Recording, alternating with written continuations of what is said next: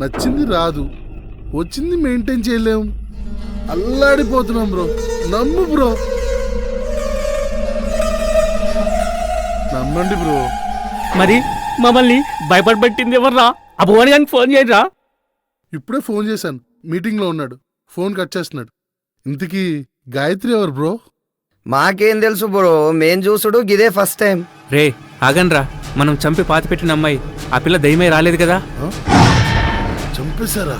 Bro నేనేదో ఫ్లోలో అన్నా బ్రో, నేను చంపలేదు బ్రో. అవును బ్రో, ఒట్టు మేము చంపలేదు. ఇందాక చంపానన్నారు.